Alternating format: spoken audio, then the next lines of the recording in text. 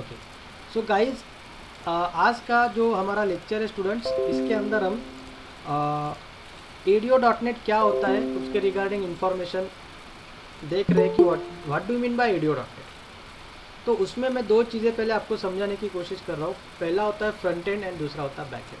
Front end मतलब the application which is interact with the user directly. ऐसा application की जो यूज़र के साथ में डायरेक्टली इंटरेक्ट होगा, बराबर।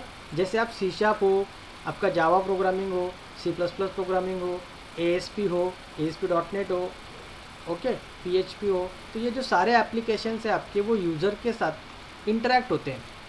मतलब यूज़र से डाटा कलेक्ट करना, उस डाटा को प्रोसेस करना, ये सारी चीज़ें ये एप्लीकेशन करता है। बट अब जब आप कोई भी फॉर्म भरते हो, अब फिर वो ऑनलाइन फॉर्म हो इंटरनेट पे या फिर आपका ऑफलाइन फॉर्म हो, आप डाटा वहाँ पे एंटर करते हो और वहाँ पे सेव बटन पे क्लिक करते हो। तो जब हम सेव बटन पे क्लिक करते हैं तो वो डाटा एग्जैक्टली जाता कहाँ पे, क्योंकि वो डाटा कहीं ना कहीं वहाँ पे सेव होता है। तो जनरली हम उस चीज़ को सर्वर कहते हैं। बट सर्वर मतलब क्या, तो वैसे जो एप्लीकेशंस होते हैं उनको बैकएंड एप्लीकेशंस कहते हैं। Backend applications, the applications which handles we store the data of the application। तो जो डेटा को हैंडल करते हैं वो जो एप्लीकेशंस होते हैं उनको कहते हैं बैकएंड सॉफ्टवेयर्स। ओके, तो ADO.NET मतलब क्या, तो अभी तक के हमने सिर्फ फ्रंट एंड एप्लीकेशन डेवलप किया with the help of C# का यूज़ करके हमने सिर्फ फ्रंट एंड एप्लीकेशन डेवलप किया। बट आखिरी चैप्टर में हमें ये भी देखना है कि हम बैकएंड कैसे यूज़ करेंगे। अब बैकएंड के लिए अगर हम पूछे कि व्हाट काइंड ऑफ बैकएंड, तो वहाँ पे जनरली उस चीज़ को हम डेटाबेस कहते हैं। डेटाबेस, तो डेटाबेस हैंडल करने के लिए आपको, जैसे अभी आप RDBMS में पढ़ रहे हो, SQL सर्वर जनरली हम यूज़ कर रहे हैं, बराबर है। आपको भूषण सर डाटाबेस के अंदर SQL सर्वर वहाँ पे पढ़ा रहे हैं। तो SQL सर्वर में आप क्या कर रहे हो कि how to create a table, how to insert the record into that table, how to update the record, how to delete the record। so database वहाँ पे हम क्रिएट करते हैं। डाटाबेस हम क्यों क्रिएट करते हैं, क्योंकि जो हमारा फ्रंट एंड एप्लीकेशन है उसमें से जो डाटा आएगा उसको प्रॉपरली हम मैनेज कर सके हमारे डाटाबेस के अंदर, ताकि यूज़र को जब चाहे डाटा उसको मिल सके। तो डाटाबेस के अंदर कौन से डाटाबेस एप्लीकेशन हम यूज़ करेंगे, तो SQL सर्वर है। सबसे आसान जो होता है वो होता है Microsoft Access, this is also database software. उसके बाद हम MySQL कह सकते हैं, MySQL। उसके बाद हम यहाँ पे सपोज ओरेकल होता है, ओके, SQL प्लस होता है, लाइक दिस। तो ऐसे बहुत सारे वहाँ पे डेटाबेस सॉफ्टवेयर होते हैं जिनका हम एज अ बैकएंड यूज़ करने वाले हैं। तो आपको पूछा जाता है कि what is a front end of your project and what is a back end of your project. तो फ्रंट एंड में आप कौन सी एप्लीकेशन, मतलब कौन से लैंग्वेज में आप प्रोग्रामिंग कर रहे हो। तो हम अभी अगर ये हमारा सिलेबस देखें तो ये C# आपका फ्रंट एंड हो गया। अब ये बैक एंड के तौर पे मैं आपको दो कनेक्टिविटी बताने वाला हूँ, एक माइक्रोसॉफ्ट एक्सेस की बताऊँगा और एक SQL सर्वर की वहाँ पे बताने की हम ट्राई करेंगे, ठीक है।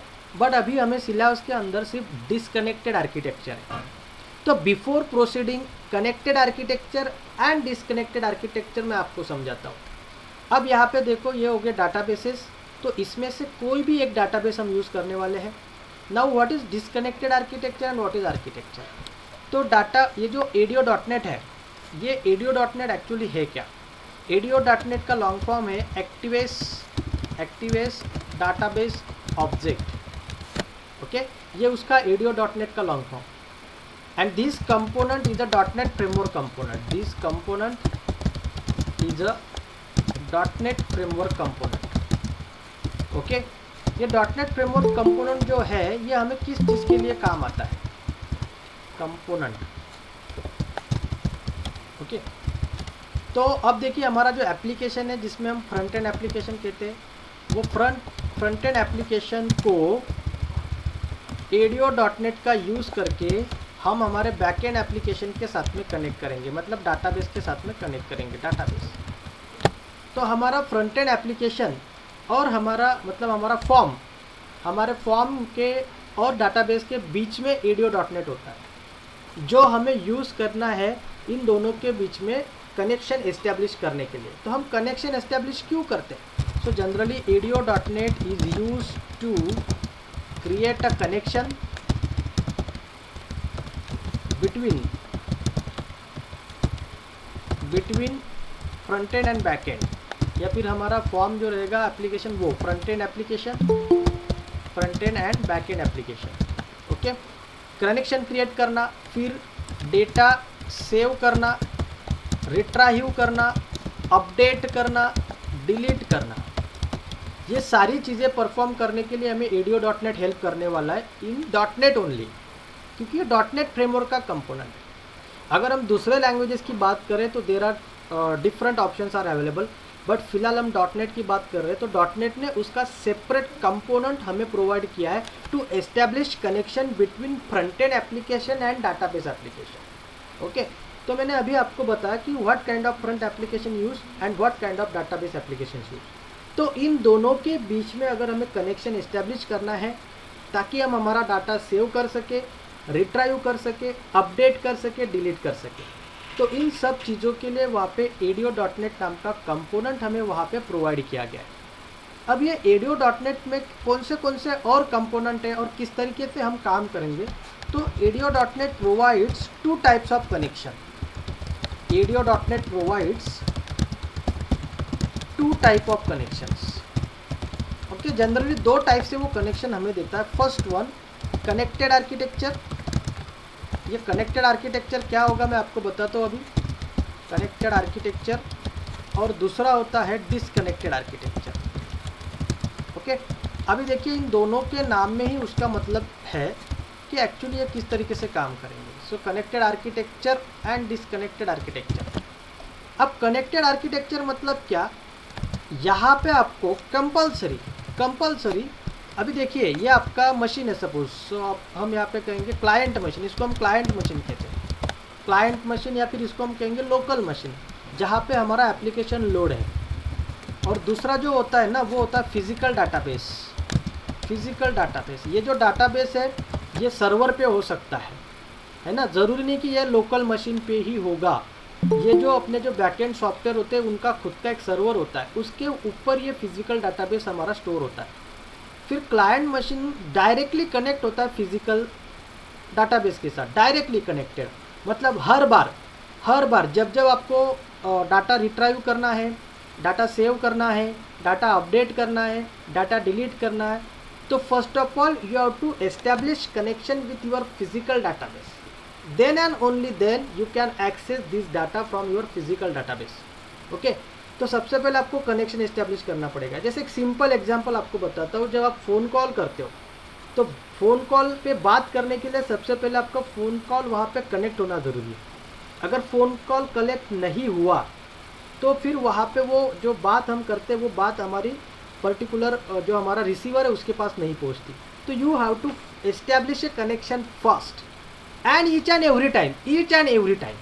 फर्स्ट टाइम तो आपको करना ही है। सपोज मान लो फर्स्ट टाइम आपने सिर्फ डाटाबेस क्रिएट किया और कनेक्शन एस्टेब्लिश किया, सेकंड टाइम आपको डाटाबेस रिट्राइव करना है, तो रिट्राइव करने के लिए भी पहले आपको कनेक्शन चेक करना पड़ेगा whether the connection is establish और नॉट।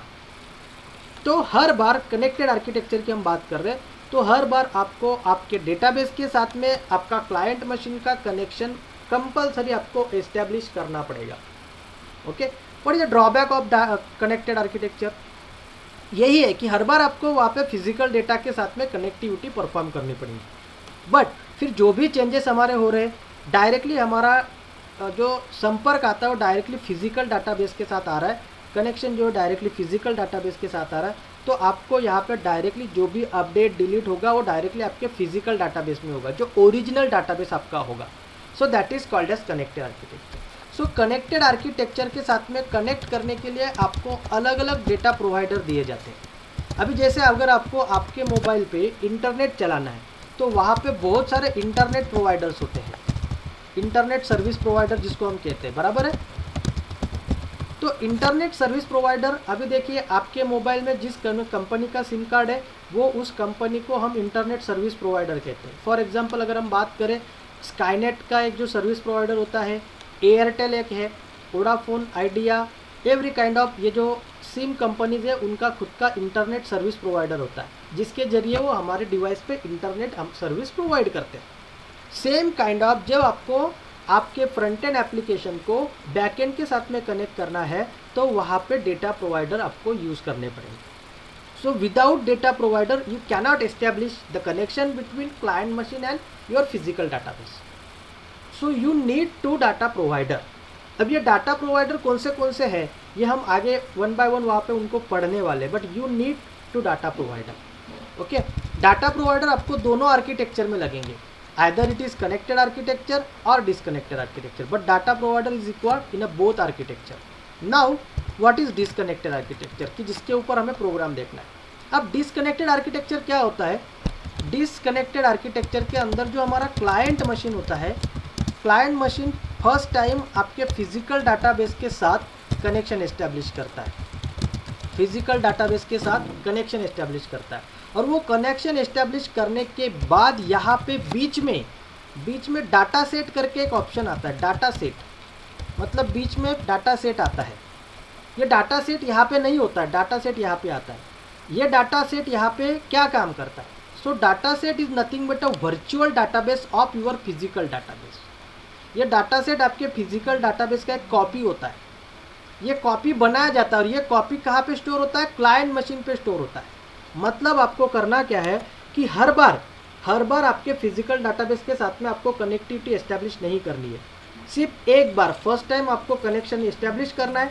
एक बार कनेक्शन एस्टेब्लिश हो गया कि ये जो डाटा सेट है ना, ये डाटा सेट के अंदर आपके फिजिकल डाटाबेस का एक क्लोन तैयार हो जाता है। और फिर जब भी हम डाटा सेव करेंगे, रिट्राइव करेंगे, तो client machine directly data set के साथ कनेक्ट होगा, ना कि फिजिकल डाटाबेस के साथ। ओके, ताकि ये प्रोसेस हमारा फास्ट हो सके और हर बार हमें कनेक्शन एस्टेब्लिश करने की ज़रूरत ना पड़े। सिर्फ एक ही टाइम आपको कनेक्शन एस्टेब्लिश करना है और फिर बाद में जो भी हम चेंजेस करेंगे, डाटा डिलीट करेंगे, डाटा अपडेट करेंगे, वो चेंजेस हमारा होगा डाटा सेट के अंदर। It is known as virtual database. Data set is nothing but a virtual database. हाँ, वर्चुअल का मतलब क्या होता है? हमें वहाँ पे दिखता तो वहाँ पे वो होता ज़रूर है, बट उसका एग्जिस्टिंग नहीं होता है। तो डाटा सेट एक ऐसा ही कंसेप्ट है, वर्चुअल डाटाबेस उसको कहने वाले हैं। तो वर्चुअल डाटाबेस के अंदर ये सारे चेंजेस होते हैं। और जब फाइनली आपको लगता है कि अभी ये वर्चुअल डाटाबेस हमारा अपडेट हो गया, तो you can transfer this virtual database data into your physical database update करने के लिए। लेकिन ये बाद में सबसे आखिरी में। ओके, लेकिन आपको हर बार कनेक्शन एस्टेब्लिश करने की ज़रूरत नहीं है फिजिकल डाटाबेस के साथ में। तो यहाँ पे बीच में डाटा सेट ज़रूर होता है। तो ये डाटा सेट क्या है? It is nothing but a virtual database. Okay, वो कैसे क्रिएट करेंगे हम वहाँ पे देखने वाले हैं।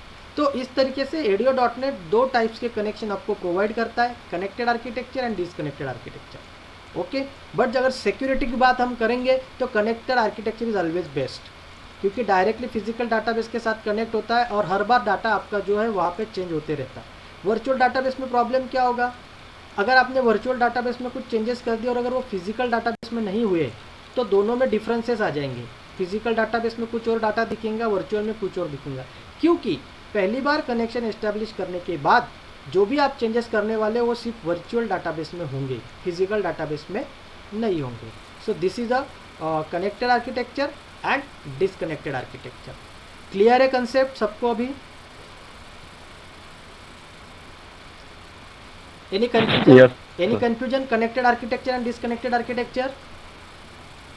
ओके, नाउ यहाँ पे ये देखिए, अब चलते हैं हमारा एग्जैक्टली कि व्हाट इज ADIO.NET। तो ADIO.NET it is a large set of classes वहाँ पे है, लार्ज नंबर ऑफ क्लासेस है जो कि आपको डेटाबेस हैंडल करने के लिए यूज़ करने हैं। बहुत सारे क्लासेस है, जैसे कनेक्शन क्लास होगा, कमांड क्लास होगा, number of classes and number of methods. So ADO dot net is a part of .NET framework architecture. जैसे मैंने आपको शुरू में ही कहा कि ये .NET फ्रेमवर्क का एक पार्ट है। एंड ये मॉडल हम क्यों यूज़ करते हैं? So it is use to communicate your application. .NET का जो एप्लीकेशन है उसको कम्युनिकेट करता है विद द डाटाबेस। क्यों कम्युनिकेट करता है? तो डाटा को रिट्राइव करने के लिए, एक्सेस करने के लिए, अपडेट करने के लिए। इसलिए see this is a simple diagram of ADIO.NET। ये आपका एप्लीकेशन है, फिर आप विंडो एप्लीकेशन बनाओ या फिर वेब एप्लीकेशन बनाओ कि अदर एप्लीकेशन बनाओ, क्योंकि मैंने आपको शुरू में ही बोला with the help of .NET framework we can develop web application, window application, also MVC application like this. तो बीच में ADO.NET आता है. ADO.NET फिर आपके डाटाबेस के साथ में आपकी कनेक्टिविटी एस्टेब्लिश करता है. ओके, अब ये जो ADO.NEट ऑब्जेक्ट मॉडल है इसमें कौन से कंपोनेंट है? तो बेसिकली इसमें मेन कंपोनेंट है, दो मेन कंपोनेंट आते हैं. These are data provider and data set, जो अभी मैंने आपको बोला.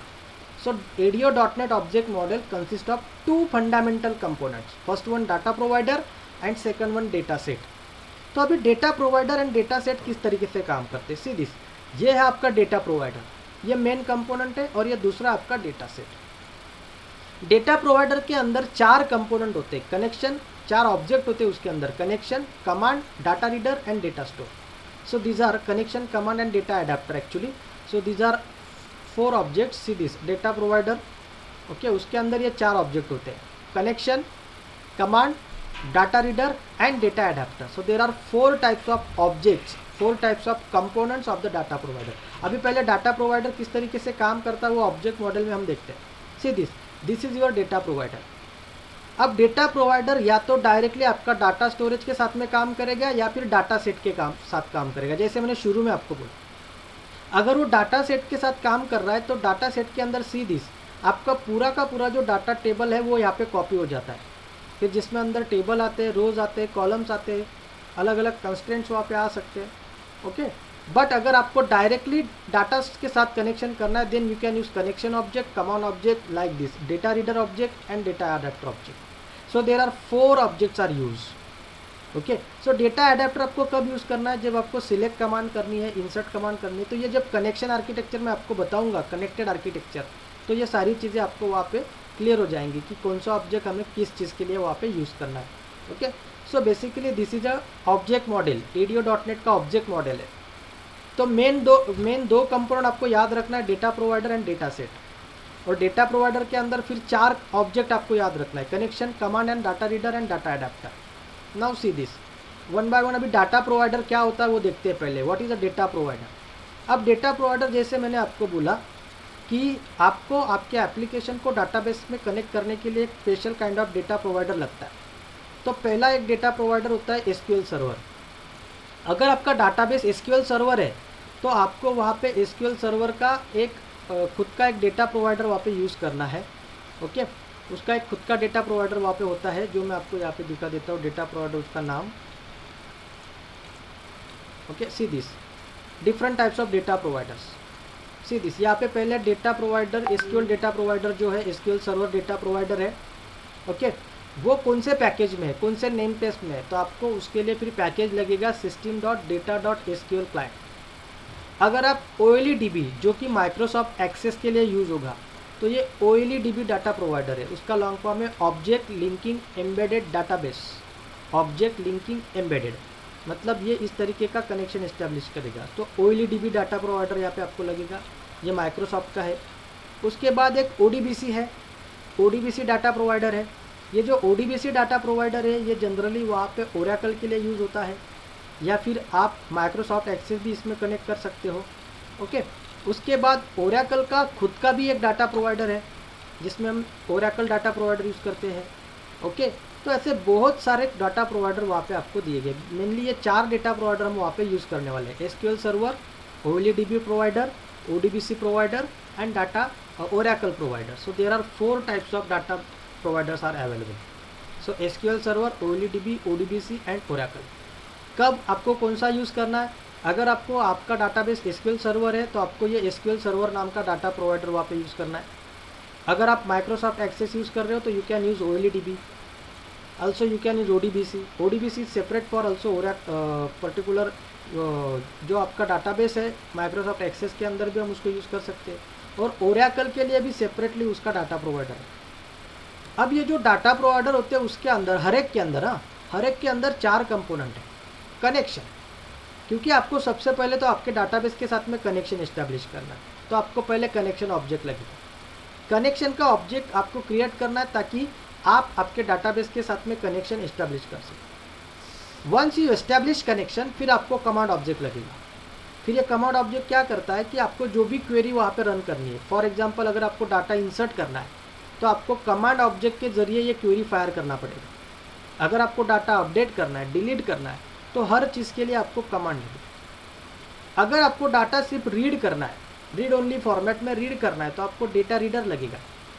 और अगर आपको डेटा एडाप्टर हम क्यों यूज़ करेंगे, जब data adapter generally data set के साथ काम करता है। ओके, तो ये दो जो कंपोनेंट है, data reader generally connected architecture के लिए काम करेगा और data adapter generally disconnected architecture के लिए काम करेगा। तो डेटा एडाप्टर जो होता है वो बेसिकली डाटा सेट से डाटा रिट्राइव करने के लिए, डाटा सेट की बात कर रहे हैं हम, डाटा सेट से डाटा रिट्राइव करने के लिए जनरली यूज़ किया जाता है, अपडेट या डिलीट करने के लिए। सो सी दिस डाटा प्रोवाइडर, अलग अलग डाटा प्रोवाइडर किस तरीके से काम करता है। ये चारों ऑब्जेक्ट यहाँ पे है और फिर ये इनका यूज़ करके हम डाटाबेस के साथ में वहाँ पे कनेक्ट होते हैं। Okay, connection command data reader, data adapter. Data reader which is use for connected architecture, data adapter use for disconnected architecture. Okay, तो इस तरीके से हम उसको वहाँ पे यूज़ कर सकते हैं।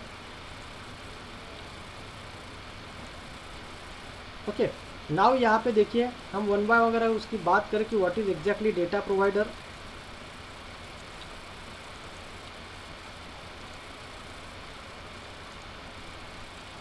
एरिया डेटा एडाप्टर में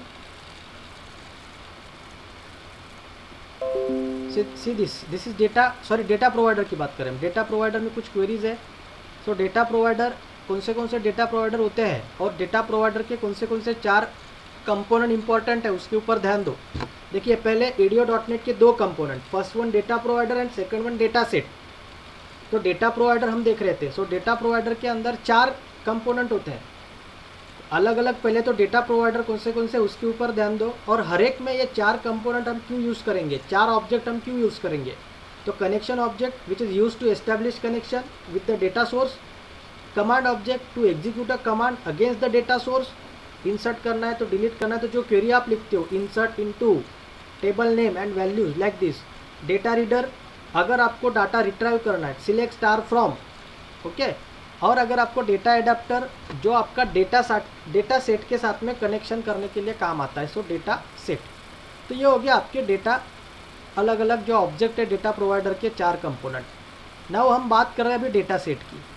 तो डेटा सेट, अब जैसे मैंने शुरू में आपको बोला कि data set is nothing but a local copy और database that is generally created on your client machine. और ये जो आपका जो मशीन में जो वर्चुअल डाटाबेस बनता है ना, it is totally different from your physical database, but data set always behave like a original database. ये भले ही वर्चुअल कॉपी होगा, भले ही क्लोन कॉपी होगा आपके डेटाबेस का, but still data set behave like a original database. और इसके साथ अभी डेटा सेट के साथ अगर आपको कनेक्ट करना है तो मैंने अभी आपको बोला which object you should use, data adapter we should use. Data adapter आपको यूज़ करना है। तो डाटा एडाप्टर ये जो है, ये डाटा एडाप्टर कौन से ये ऊपर मैंने आपको यहाँ पे डायग्राम में दिखा, जैसे select command, insert command, delete command, ये डाटा एडाप्टर के पार्ट्स होते हैं। And this data adapter connected with data set. Okay, तो ये डाटा सेट के पार्ट है। अभी डाटा एडाप्टर क्या होता है। So data adapter generally use to controlling the data set. Okay, it's provide the communication between data sets and data source. Okay, मतलब जब आपको लगता है कि अभी डाटा सेट का डेटा पूरा आपका डाटा सोर्स में लेके जाना है, then you can use data adapter. So data adapters make a connection with data sets, data source actually, and then fill the data into the data sets. Okay, तो data sets जो होता है basically उसके साथ data adapter वहाँ पे काम करने वाला है। एंड डाटा रीडर जो है ना, डाटा रीडर डायरेक्टली आपका जो डाटाबेस है, मेन डाटाबेस, वहाँ से अगर आपको डाटाबेस निकालना है, रिट्राइव करना है, तो उसके लिए डाटा रीडर लगेगा। ओके, तो इस तरीके से ये यहाँ पे हम ADO.NET का जो ऑब्जेक्ट मॉडल है वो हम यहाँ पे ख़त्म करते हैं। अभी जो ऑब्जेक्ट मैंने आपको बोला कि कनेक्शन ऑब्जेक्ट आपको कैसे यूज़ करना है, so this is connection object. तो कनेक्शन ऑब्जेक्ट, कमांड ऑब्जेक्ट, इनको हम अगले लेक्चर में वहाँ पे कवर अप करेंगे।